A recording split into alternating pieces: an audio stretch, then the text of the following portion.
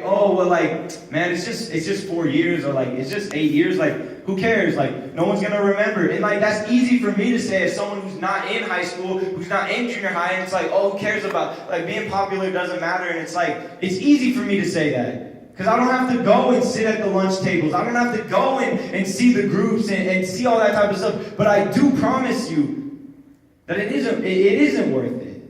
I understand, I don't minimize the struggle that you face. But I'm here to tell you that living your life for other people will never give you the fulfillment you deserve. And the sad part about it is a lot of us live our lives and we try to be who everyone else wants us to be. But the people you're living your life for do not care about the real you. But they don't care about the real you because you're not being the real you. That's good. So it's kind of your fault that they don't care about the real you. You're not even giving them a chance to care about the real you because you're being who you think they want you to be. And it's this cycle. Break the cycle. Be the real you and then see who cares. And if they don't care, they're not meant to be in your life anyway. That's good. Our attitude towards other people, there's freedom that comes when you stop living your life for other people. Matthew 5, verse 5 in the Message puts it like this. You're blessed when you're content with just who you are.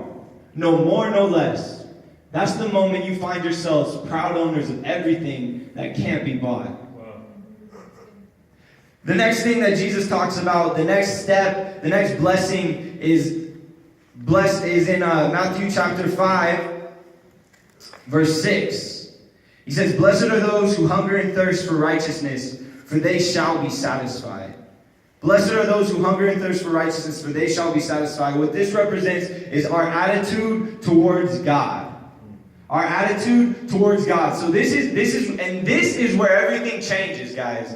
Right? Up until this point, it's kind of like, it's a bummer. It's like, oh, I'm empty, I'm broken, the sin isn't working, like, I'm not better than anyone else. All this stuff is, I don't want to live my life for anyone else. This is where Jesus goes from just being like, listen, this is what you don't need, to being like, this is what you do need. You need to be hungry and thirsty for God. Our attitude towards God. And it's not just realizing how unfulfilled you are. This is where it goes to, like I said, you don't have to agree with me yet. But there is a day that we will all come to the same conclusion that Jesus is the answer, that a relationship with God is what you were looking for. And that's why I'm a youth pastor, guys, because I believe it can be sooner than later. I don't play into the hype of like, well, I've got to experience life for myself, or well, I got to try this out for myself. You're an idiot if you think that is how you have to live your life. That you have to try what won't work in order to appreciate what will. Nah, I found what will, so I don't ever have to go to what won't work. Yeah. It's all right. I believe that. It goes past just realizing that you're unfulfilled to recognizing that God is the one who will fulfill you. And not just recognizing it, but Jesus uses the words hunger and thirst for God. Right? And I think not a lot of us get in that place in our desire for God to be in our life, right? Like maybe we'll have times where it's like that. But like think of when you are hungry or when you are thirsty, like truly hungry, like on the verge of starvation, or when you're really, like when you're thirsty, like I don't know, you haven't drank all day and then you like watch a movie about like the Sahara Desert and it like makes you even more thirsty, and then like water tastes good. For like water has no taste, but all of a sudden it's like, oh my goodness, like this is delicious. And like, or like maybe some of you guys have like gone on hikes or whatever, and you got to the point like, man, I'm about to die. I need some water. I need some food. I need, but think your mindset when you're in that type of position, when you are truly hungry and you are truly thirsty for something, you're not worried about what's going on around you, right? You're not worried about what everyone else thinks about you. Right? Like, if you got to the point where you were thirsty enough, you would drink out of a toilet. If it was that or death, I would hope that people in this room would be able to put their pride aside and drink some water. Right? And I think that is the type of mindset we need to be in when it comes to us being hungry for God. Putting our pride aside and being like, listen, man, I care about you. Like, you're a great guy. You're a great girl. But my relationship with God and me being close with God is more important than what you think about me. right? Like you don't have to agree with me, you don't have to understand, but like, listen, my relationship with God, me getting more of God, me being fulfilled right? Are you sick of being empty and sick of being broken and you want fulfillment? Seek after God. Be hungry and thirsty for God because He will satisfy. Yeah. But so many of us live our lives unsatisfied because we're worried about what everyone else thinks. We're worried about our identity. We're worried about our image. But if you would just get hungry and thirsty for God in a way that you didn't care what everyone else thinks, He will satisfy. Yeah. The Bible is clear that God is faithful in that. Get hungry and thirsty for God. The Message version puts it like this in Matthew 5, verse 6. It says, you're blessed when you've worked up a good appetite for God. He's food and drink and the best meal you'll ever eat. Food and drink and the best meal you'll ever eat. And if the worship team can come up behind me, I know I got like 4 points, but the cool thing is these 4 points go quick. So if I have the worship team come play behind me, it will make me go faster anyway. But the really cool thing about the next 4 points, the next 4 Beatitudes is remember, this is Jesus laying out how to live a blessed life, right? How to, it's not just 8 individual blessings, it is one big blessings of sorts. It is this attitude adjustment that is salvation. It is this attitude and character change that comes from allowing God to be in your life, right? And so the first 4 are all about the steps leading up to salvation. Realizing that you are not good enough. Realizing that what you've been filling your life with has been killing you. 3rd, realizing that you are not better than anybody else. 4th, realizing that God is the answer. But the cool thing about the last 4 is they come after. And I think this is where we get it wrong. And even in the beginning of Jesus laying out what salvation really was, it never stopped at praying a prayer. It never stopped at responding to an altar call. But so often in church, we leave it there. Yeah. That's where we stop, right? We're like, okay, you're good. You repeat it after me. Way to go, bud. Like, congratulations. But I think that's why we kind of see this cycle that continues where we we pray a prayer, then we go back, we do the same exact thing. Then we go and I got goosebumps and I'm crying and I went to camp and I want to change, but I go and do the same thing. Because this character adjustment, this attitude change that remember, character comes before conduct, goes deeper than that. Yeah. The next 4 steps are what come after. They are still a part of the process of salvation, but they are after accepting God. I don't know, that makes me excited. So, the next one that we see is in Matthew chapter 5, verse 7. And it says, blessed are the merciful, for they shall receive mercy. Blessed are the merciful, for they shall receive mercy. And the thing about these next 4 things, it's attitudes that God is calling you to. And it deals with how you treat people. It deals with how you see yourself. It deals with your conduct. But it's in a different way than it was before. Because remember, we just went through hunger and thirst for righteousness. Like getting to the point where you need God so much that you don't let anything stop you. And so if God would have called you to be merciful before that, I promise you, you couldn't do it. But when you allow God to come into the equation, you can start being, God is calling us to character traits that He knows we can't reach without Him. Yeah. Right? And God does that so often. He calls us to do things. He calls us to treat people certain ways. He calls us to be certain ways that He knows that we cannot do without Him. But the issue is we're all about conduct before character. So we're like, well, I'll just be merciful. And it's like, nah, you can't be merciful without God. And it's like, we get it backwards so often. God is calling you to be merciful, knowing good and well that you cannot do it in your own strength. He's calling you to be merciful because He wants you to rely on Him. Showing mercy and being merciful is all about loving others the way that God loves. Loving other people the way that God does, and not just loving the people that you want to love, right? This is pretty common, but we say that type of stuff, but I don't think we truly get it, right? Loving your enemies is something Jesus preached. And it's so true, and it's something you can't do without Him, but it is something that can change the world, right? The world is so divided in this political season. We're about to January 20th and everything and all that stuff, and it's been a bumpy ride. And even you guys, as students, can see it's been a bumpy ride. And the world is so divided. Not just in that sense, there's so many other things that divide us. As Christians, we are called to be the merciful. We are called to be the ones who show love to everyone. Regardless of what you think about this, regardless of what you believe about that, I'm going to love you relentlessly. The person who makes fun of you at school, your parents, when they don't understand and like, well, Elliot, they don't go to church. I'm the only one who goes to church. No, you're just called to be merciful. You're called to show them love. You're called to forgive the way that God forgave because he forgave us first. We didn't deserve his forgiveness. And again, I get that is impossible without God. That is why it's so important that we rely on him for that. Matthew 5 verse 7 in the Message puts it like this.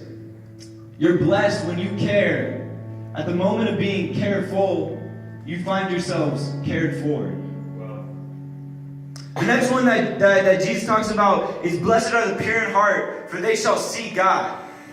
And again, you cannot be pure in heart without God. So remember, he's calling us to things we can't do in our own strength and in our own abilities. And being pure in heart is all about doing the right things for the right reasons.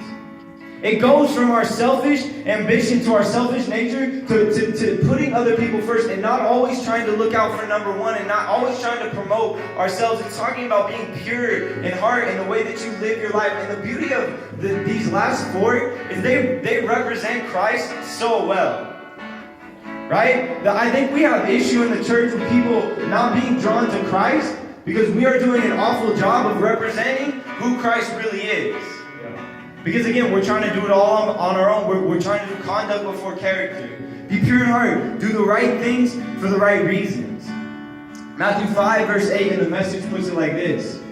You're blessed when you get your inside world, your mind and heart put right. Then you can see God in the outside world. Matthew 5 verse 9 says, blessed are the peacemakers, for they shall be called sons of God. And again, this goes into this idea of dividing. And what this one is talking about, this is a big one. This is talking about going into the world and making peace, right?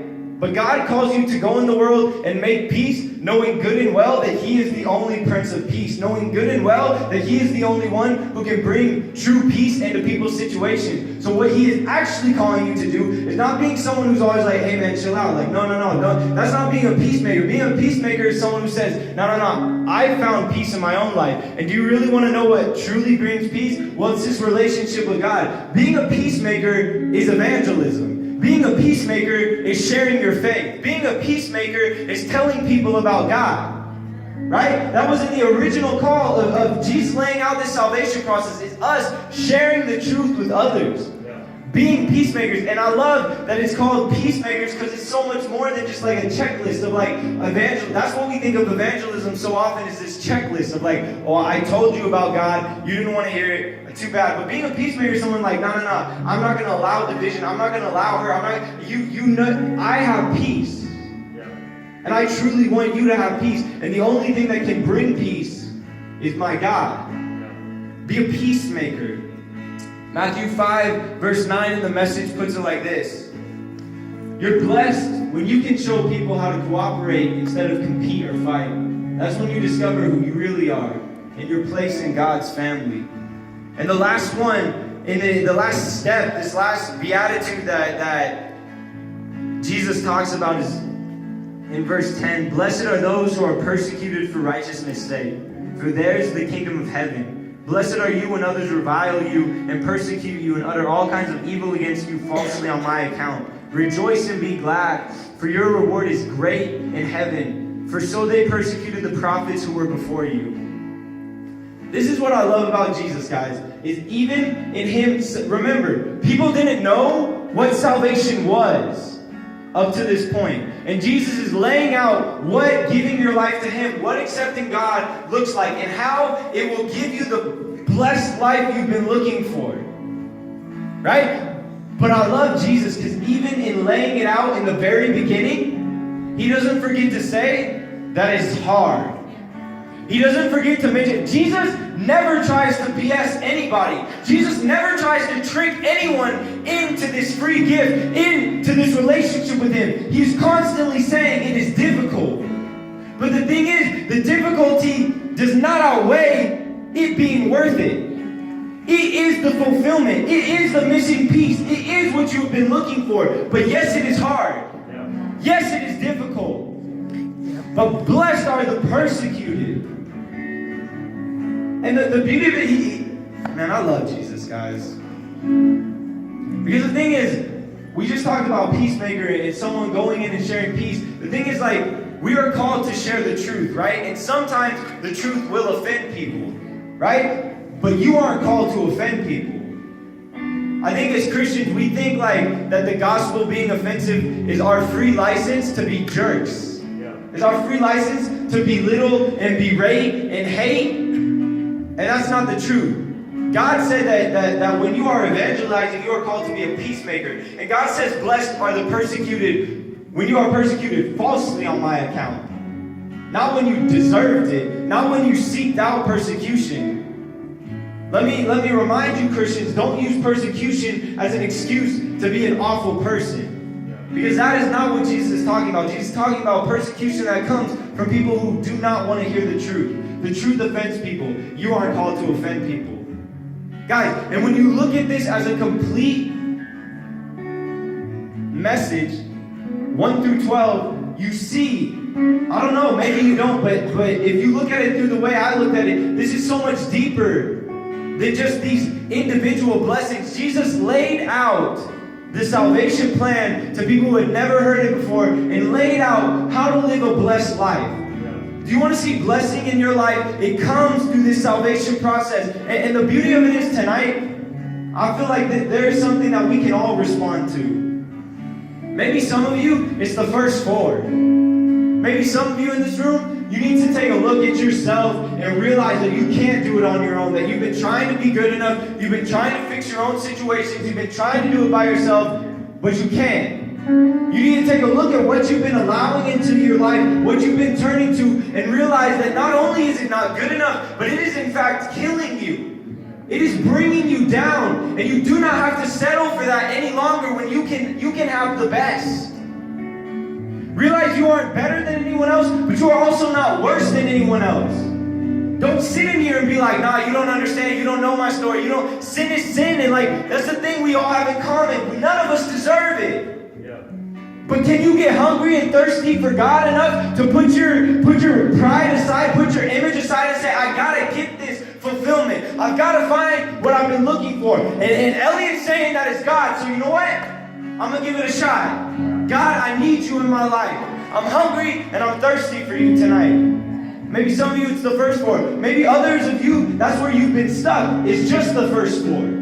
You've been like, you know what? I don't feel blessed. I don't feel like I've been living a blessed life. The salvation process that you were talking about, this character adjustment, it's because you've been stuck in just the first 4. Jesus has laid out that being saved and being in relationship with Him is so much more than just a prayer to pray. It's so much more than just an altar call.